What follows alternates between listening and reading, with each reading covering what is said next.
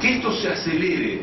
Hay que hacer añicos la resistencia, la memoria de la equidad en la Argentina, porque ellos lo saben, lo supieron siempre. Este es un pueblo que tiene memoria profunda y recuerda los tiempos de la equidad y lo transmite generacionalmente. La sociedad argentina en sus zonas más populares guarda dentro suyo una persistente exigencia que crece cuando la situación mejora. Las demandas son permanentes en la vida argentina y contra esas demandas de igualdad, de mejor distribución de la riqueza, de más trabajo, de más educación, de más salud, de igualdad de oportunidades, contra esas demandas excesivas para el poder económico siempre fue implacable, implacable. En ese sentido, los 90, la crisis de las maneras de ver el mundo de aquellos tiempos, aquellos relatos que nos hablaban del fin de la historia, de la muerte de las ideologías, de una sociedad que ya contemplaba la época intensa y caudalosa de la historia como si fuera una pieza de museo, mientras un mundo rico se hacía cada vez más rico y la inmensidad del mundo se volvía cada vez más pobre. Nunca fue más desigual América Latina que en los años 80 y 90. Nunca. Se convirtió en el continente más desigual del planeta, más que el África, no más pobre que el África. Los africanos llevan la peor parte de esta historia, pero sí más desigual. Es decir, se produjo una regresión, y sobre todo en la Argentina, que había sido el país emblema de el avance hacia una distribución más equitativa de la riqueza, se produjo una regresión tan brutal que la desigualdad, que es lo estructural del sistema, terminó generando una concentración de la riqueza en cada vez menos manos, aumentando exponencialmente la exclusión, la pobreza, la indigencia y la invisibilización de los pobres, de los negros de la historia. Y los pueblos, y los pobres, y los negros de la historia se convirtieron en pobrecitos. Es decir, en sujetos de la filantropía, en objetos habría que decir, de la caridad, de aquellos que decían que cuando se despliegue la riqueza y logre llenarse el vaso, algo se va a derramar.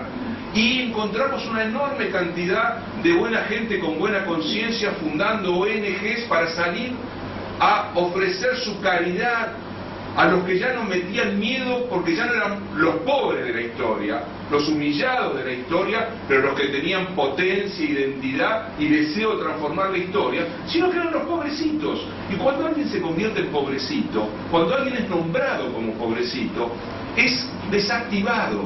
Era como aquellos noticieros que se metían impúdicamente en los basurales del Gran Rosario para mostrar cómo los pobrecitos comían basura. De esa manera se degradaba doblemente la condición humana, porque se transformaba a un hombre, a una mujer, a un niño, ni siquiera en animales, se los ponía más allá de toda humanidad. Y después venía el discurso de la inclusión. A mí no me gusta la palabra inclusión, es una palabra mancillada, prostituida por el neoliberalismo.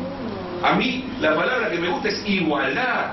Igualdad, distribución igualitaria, distribución equitativa de la riqueza.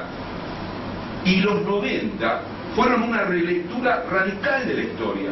Volvieron a leer toda la historia. Imagínense ustedes por un momento si el Bicentenario, en vez de haber caído en 1810, ¿no? O sea, la fecha de la Revolución de Mayo, en vez de haber sido 1810, hubiese sido 1795. Y le hubiese tocado al menemismo festejar el Bicentenario en la Argentina. Imaginen la estética de ese Bicentenario, imaginen los símbolos de ese Bicentenario, imaginen el Salón de los Patriotas Latinoamericanos, ¿a quiénes hubieran puesto allí? ¿No? Cuando Néstor Kirchner fue despedido por el pueblo argentino, los ojos que miraban a Néstor Kirchner eran los de Salvador Allende, los de Che, los de Evita, los de Irigoyen, los de Perón, los de Tupac Amaru, los de Sandino, de aquellos que construyeron la América Latina profunda, de aquellos que fueron derrotados, pero que se guardaron como memoria fundamental de las tradiciones populares. Porque lo más peligroso no es la derrota. La derrota es parte de la historia extraordinaria de los pueblos. lo peor, lo más terrible es el olvido. El olvido. Y ese salón de los patriotas latinoamericanos y ese relato que se recupera en el Bicentenario es una reinterpretación profunda, visceral e imprescindible de la historia latinoamericana. Los olvidados de la historia, los humillados de la historia, los invisibles de la historia, volvieron, como volvieron en Bolivia, en Ecuador, en Paraguay, en Brasil, en Argentina, y nos encontramos con algo que no estaba escrito.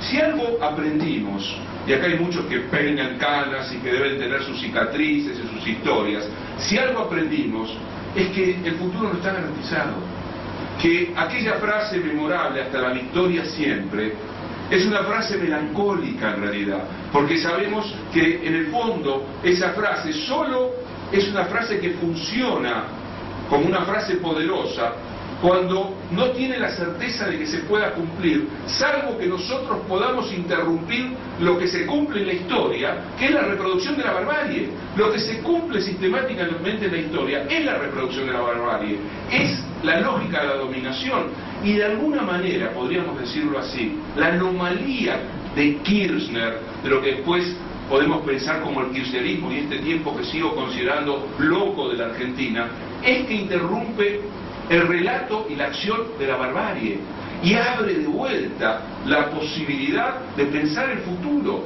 pero no el futuro como promesa que vamos a alcanzar tarde o temprano, ¿no? Tarde o temprano vamos a llegar a ese futuro soñado. No, nuestra responsabilidad es justamente defender con uñas y dientes este presente, sabiendo que la única garantía de su continuidad es habitarlo con la intensidad de lo que el presente exige, que no lo posterguemos para un mañana imposible, sino que comencemos, como ya se viene haciendo desde el 2003, a realizarlo como posibilidad cierta, a cortar la repetición de la barbarie en la historia. Y esto invierte muchos términos. Esto no nos aleja de las tradiciones que nos formaron, las que amamos, las que tuvieron que ver con nuestras historias, sino que nos permiten leerlas desde otro lugar, pero nos permiten colocarlas en nuestra propia época, en nuestro presente, le permiten a los jóvenes que construyan su propia historia también. Porque claro, lo que de alguna manera se habilitó en estos años es la construcción de un puente de ida y vuelta. Es fundamental que el pasado sea interpelado por el presente, que el presente construya una política del pasado. Nunca hay neutralidad, nunca hay objetividad, y el pasado no existe sino como permanente reclamo que el presente, discutiéndose a sí mismo, hace del pasado. Y cada época, de alguna manera, vuelve a discutir el pasado, vuelve a ponerlo sobre escena. La Argentina que discute el pasado en los 90 es una Argentina que ha clausurado lo mejor de nuestro pasado. La Argentina que discute el pasado en el año del Bicentenario es una Argentina que vuelve a sentir que hay patria, no en el sentido de ese nacionalismo berreta del patrioterismo militar, sino patria en el sentido de la infancia. Si algo pasó en el Bicentenario es que muchísimos de nosotros volvimos a sentirle el gusto a una palabra que la teníamos como medio despreciada, porque era la palabra de los afectos, la palabra del barrio, de los amigos, la palabra de la tierra, de alguna manera. Y eso es una patria, y por eso podemos pensar en la patria grande, y por eso sentimos que la patria es de alguna manera lo entrañable. Pero para sentir la patria también tenemos que sentir la injusticia. Tenemos que sentir la injusticia. Y gran parte del discurso y la práctica del progresismo de los 90 se olvidó de la injusticia. Se olvidó de la injusticia. Se olvidó de la injusticia social. Se olvidó. Y claro, cuando vuelve a aparecer la necesidad de poner sobre la mesa el litigio por la igualdad, la lucha contra la injusticia, claro, la sociedad se complica. ¿Cómo no se va a complicar? ¿Cómo no se va a complicar luchar contra la concentración del poder y de la riqueza?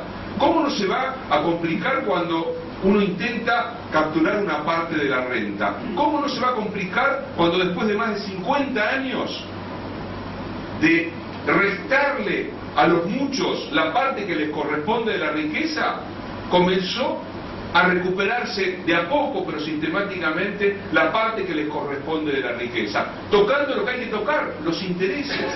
Por supuesto que sí, eso genera conflicto. Bienvenido el conflicto es parte de la vida democrática, el conflicto muestra la diversidad, la complejidad y las contradicciones no resueltas en el interior de una sociedad.